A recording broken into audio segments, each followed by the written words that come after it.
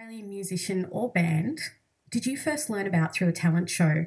There's young talent time, of course, with performers such as Kylie and Danny Minogue, as well as Tina Arena appearing on that program. Then in the early 2000s, there was an explosion of talent shows, Pop Stars, Australian Idol, The X Factor, to name a few. Today, we'll focus on a rock pop competition with Nick Weare, who researches Tasmanian sound recordings and records. It's called Hoadleys Battle of the Sounds, and some well known names came out of it.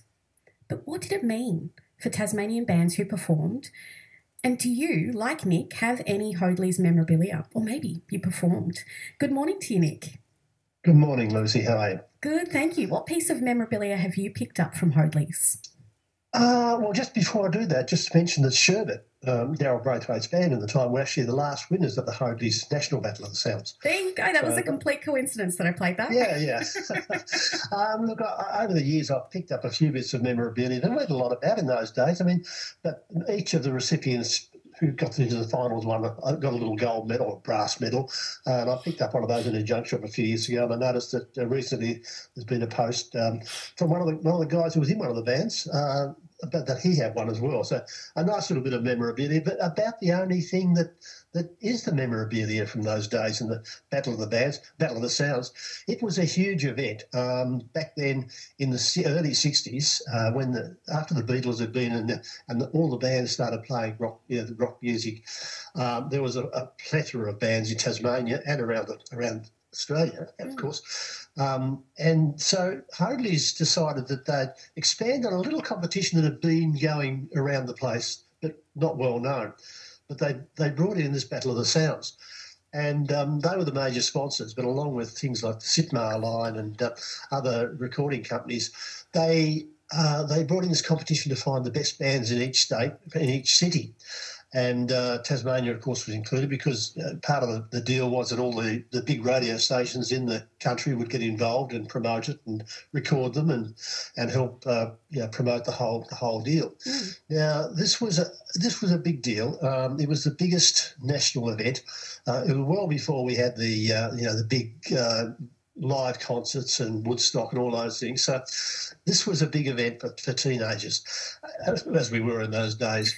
And in 1966, the first one was really held, and that was in Tasmania. The band called the Trolls won the event here, and in Launceston they had an event there as well through 70X, and Chaos and Co won that one. Now, both of those bands were well-deserved winners because Chaos and Co, I think, went on to actually get a recording contract. Oh, wow. Very few of the other bands that won in the state regional finals went on. In fact, many of them just disappeared within 12 months. But there were bands that did keep going and did have a life and went on to get into the national finals.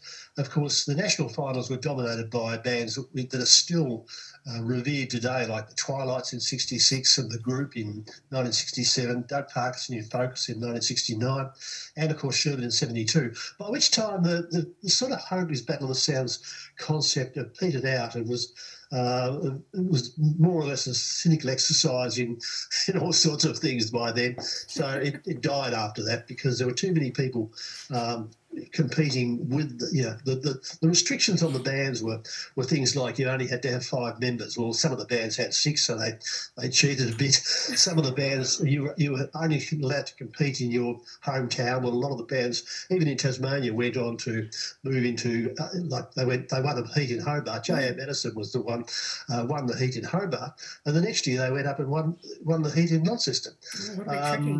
That started to become a bit of rivalry of the towns as well. Was there a criteria as to what kind of sound a band had to have, Nick? Well, there wasn't. Originally, when it started, it was just based on the fact that you had a band, and it was restricted to bands. They didn't include vocalists, but unless they were with a band. If you had a band, you could do anything. Just register. You'd be able to go into the studios of the local radio station and record a few tracks. Many of which have disappeared, and then you could go into the competition. And the competition, usually was held as in Hobart. It was held at the City Hall, There were half a dozen judges, mainly made up of people like the program director of the radio station, a DJ, maybe one of the major sponsors. So I just selected people who, a lot of them had no idea about music too, I should say, but they were selected on various bases, and they would vote on various things like the style of the band or what they were wearing or any instruments they had might be unusual. And so you had bands like J.A. Madison, who were really sort of a cabaret band, and then you had bands that were sort of out there like the Trolls and Chaos and Co, who were a bit more rocky and did more interesting things. Well, let's have a listen to Chaos and Co to give people a sense of what people would have been hearing in the national finals back in 1966. This band came third in the 1966 national final.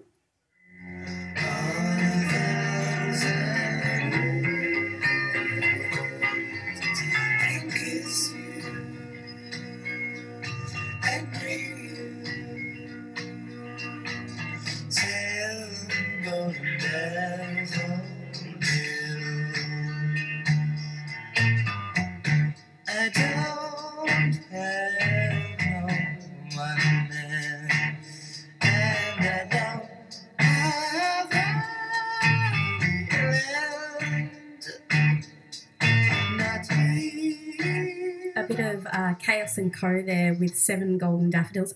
Nick, I would listen to that today. That's a great track.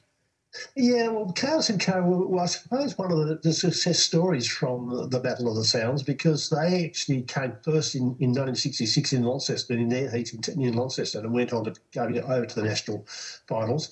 And they were the only company, I think, to actually get a Tasmanian band to get a release on the National Recording Company.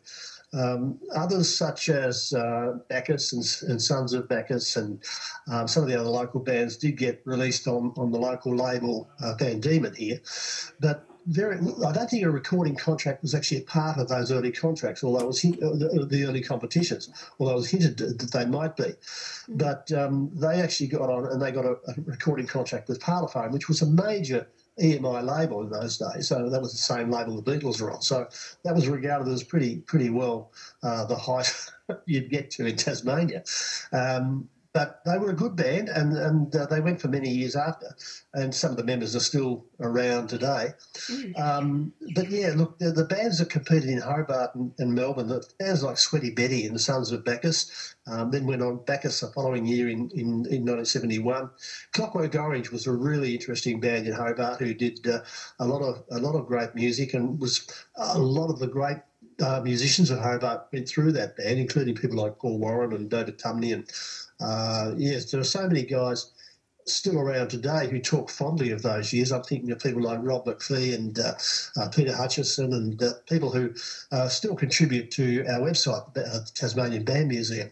They were in those bands in those days, and the early battle was a pretty. I went to two of the first two. I was actually working, and my job was to record the first one, and maybe the second one as well, I think. So the City Hall was packed with screaming fans. The bands were all great. There were quite a few bands competed in the Hobart and in Launceston. I think they had 7 bands who each could get up and play 2 songs to show their value, and they were all really good bands in those days. Nick, I've had a call from Robin on 1300 222 936, and Robin from Moona remembers being taken to Humpty's in Moona in the late 60s with her girlfriend, whose dad used to drive them to the venue and pick them up in the police car. Robin has really fond memories of a particular band she used to see there, which was called Clockwork Orange, as you mentioned, whose she said their lead singer looked a bit like Guy Sebastian. And Nick, you've actually sent through, this is Nick Weare, by the way, who researches Tasmanian sound recordings and records. You have sent through a bit of Clockwork Orange for us to play, so let's have a listen to that band. Okay.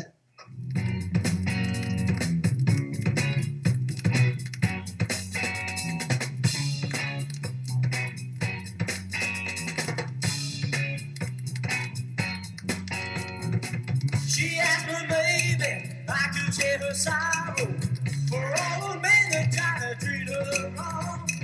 So just a baby, awaiting her tomorrow. It's rock the baby, all night long. She needs Just a little bit of Clockwork Orange. Nick, I can hear why people would have been screaming. That music is sensational.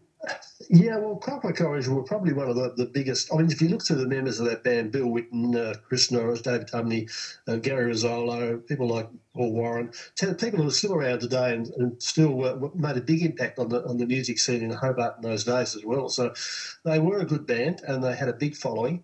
But they went from 1968 to 72, 73, and they changed a lot of members over the years, so the sound changed a bit. I don't recall what they sounded like at the Battle of the Sounds, but, when you look back at that band, it was a big influence on a lot of musicians in Hobart.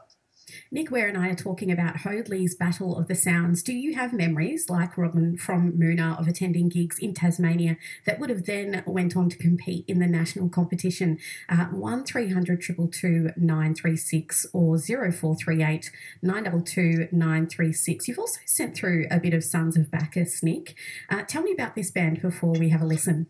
Well, Sons of Bacchus was a Launceston band. And I think Paul Musson, who actually released quite a lot of material, wrote a lot of songs for various bands, such as Sons of Bacchus and as a solo artist.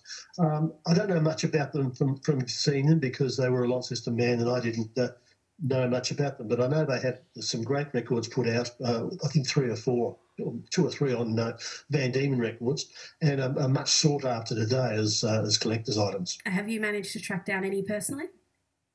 Oh yeah, I've got a couple, but the band members in those days too were they were quite well-known artists from up that way. There was Neville Syce and Paul Musson, of course, John Chester, who actually is the one who put up the post recently about finding the medal from the Battle of the Bands. Okay, well, let's have a listen to Sons of Bacchus.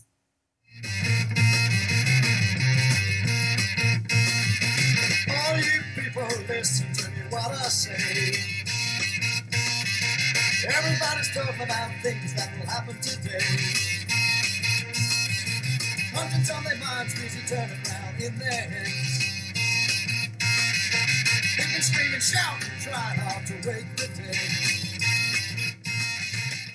Nick, if any of these bands could have a reunion concert and sound exactly as they used to, who would you be asking for? Crikey. That's hard. The Trolls, were a big band in Hobart, and they won the first Battle of the Bands, and Eddie Brown is still around, but I think a lot of the other members of the Trolls have passed on. But yeah, I mean, all of them had such a great sound in those early days because it was the height of, the British invasion, Beatlemania back in the 60s. And, they all had their various sounds. Interestingly enough, I don't think the biggest bands like the Cravats and the Planets were in those competitions. I'm not sure because I haven't got the full list of all the bands who are in it. So people have been looking for those lists of all the bands. But, yeah, I can't remember who, because each Battle of the Sounds, they'd have in the finals, there'd be 7 or 8 bands that would get in there, and so I can't remember who they were, but a lot of the time, a lot of the bands felt that this was a little bit too below what they were doing. They were a bit more commercial and didn't go in. Interestingly enough, it was bands like the Twilights and the group who already had recording contracts that won the national finals, even though it was an unwritten law that if you already had a recording contract, you wouldn't be going in a competition like this, but they did, and they won. Doug Parkinson, Fraternity and Sherbet, all those bands went in and won their heats. But in Tasmania and in a lot of the states, a lot of the bands didn't actually have recording contracts. So if they were sort of that high in the charts, they felt that it wasn't really quite right for them to go in an amateur competition like this to win prizes. Now, the prizes were interesting. One of the prizes was a cruise line who was ship prize was to return to the UK on board one of the passenger ships. Now, I have heard from some that you were also expected to earn your passage by playing while you were on the way to England if you won that. That's not a prize. And that's right. And they also, got a couple of $1,000 in money to spend there. But yeah, it was a very highly prized competition to go into in those days. It was a massive competition, and I don't think anything like things like The Voice and Young Talent Time and those things, or anything like how it was at those days. Nick, we have a few messages in and also a phone call, and I'd love to get these all in before we finish up our chat. This is Nick Weare, who researches Tasmanian sound recordings and records. You can follow his discovery and sharing of Tasmanian music history online by just searching for Tasmanian sound recordings and records on Facebook. I have a text in from Ted in Blackmans Bay saying, good morning, Lucy and Nick. Remember Phil Manning? He played for in Hobart before he went interstate. That was Ted in Blackmans Bay. And Phil was a great Tasmanian. He actually competed in a Perth Battle of the Bands for a band in Perth. Oh, there you go. That actually went on to achieve nothingness. But Phil went on to achieve great fame with bands like Metal Lake and the Phil Manning Band and the chain, of course. Yeah, so he went on, but he was a Tasmanian. I don't think he competed in any of the Tasmanian Battle of the Bands, but I do know he was in a winning band from Western Australia. Okay, we'll have to have a chat about our interstate success stories one day, Nick. Also, Justin has texted in on 0438 922 936 saying, Launceston bands I know, but the trek to become Bittersweet and Sweaty Betty. Yeah, and Sweaty Betty went on to win one of the competitions. They won in, I think, in 1970. They won the competition in Launceston. Okay. Yeah. And just briefly, because we have to head to weather soon, and this has been Nick Weare, who always he has such a wealth of information that he shares on the program. But we have Hayden in Bridgewater, who has called in with memories of the Cravats. Hello, Hayden. Hello, yes, the Cravats of the Blue Moon and Moodah. Oh, fantastic. What would you like to share about them? Well, I'm sure they did make a record, but the Cravats were, the Woodruffs brothers was playing in that band. Okay. I used to go there in 1966. That's where I met my first wife. Oh, beautiful. Did you like their music? Yes, it was good. I used to go there every Saturday night. Yeah, fantastic. Yep. Nick, I think we have spoken about the Cravats before. We did last week. We played some of their records and talked about them as well. And since then, I actually acquired another record I didn't have. But yes, with Cravats, I was the same. I used to go out every Saturday night to the Blue Moon and watch the Cravats and listen to them. And they were the Woodruff brothers, as well as a few others. But and they're still going. Dancers. Yeah, that's right. Yes. Yeah, one either side. Vicky and Lexi, they were go-go dancers there. Oh. Yep. Either side. Right. It sounds like quite the party. Thank you for sharing, Hayden. It was. But the Cravats, I don't think ever went in Battle of the Sound. So, but they did release quite a few records and are still around today, a lot of them. Okay. We also have on the line John Hornby Chester in Coles Bay. And I do believe, is this the John who tracked down the medal? Is this... It's the very same one. Yes. Hello, Lucy. Good morning, hello, Nick. John. How you doing? John, you were in one of the first bands to win. Well, yes, indeed. Well, in 1972, that was where the medal was. That was a band called Jody in Launceston. I'd previously been in Bacchus, or Sons of Bacchus, with Neville and Paul and Mark Pierce. But I just wanted to share with you guys one of the fantastic thing about the battle was that probably for the 3 months up to it, that was the focus of what we were doing. We're going to be in the battle. We're going to be in the battle. What are we going to do? What are we going to play? How are we going to dress? Blah, blah, blah, blah. And it was one time in our sort of music career where we would perform in front of us, an audience of screaming teenagers, girls. So it was really quite incredible. Streamers everywhere, and when you won, it was just, there was so much adrenaline. It was just fabulous, amazing memories. And all of John, those... John, you would have gone into the 70X studios and recorded your songs before the battle, wouldn't you? Yes, yeah, that's right. Yes, yeah. Have you got those recordings? No, I don't. I'm not sure whether Hutchie has any Jody stuff. But But no, the members, of course, Timmy Joyce, our guitarist, he went on to play with Sweaty Betty and the Jones Brothers. Now, interestingly, of course, the Jones Brothers then took off to England with a band called Mickey Finn, with Gary Thorpe, and had some limited success in London. And I've got an album here, just simply titled Jonesy. Which Trevor sent me, Trevor and John. And you heard the fabulous harmonies of those two blokes in Seven Golden Daffodils. They're very, very talented. So yeah. They won the following year with Mickey Finn as well. They won in 66 with Carson and then again with Mickey Finn in 67. Right. Okay. Yep. No, that had escaped me, but thanks for that. Well, we better move on. But John, thank you so much for getting in on the conversation. And I should also mention, John, I do believe that you worked with another Tasmanian music success story, which was Michael Chugg. Is that correct? Oh yeah, for sure, Michael Chugg. Yes, in Lost and Found, he picked us up and became our manager.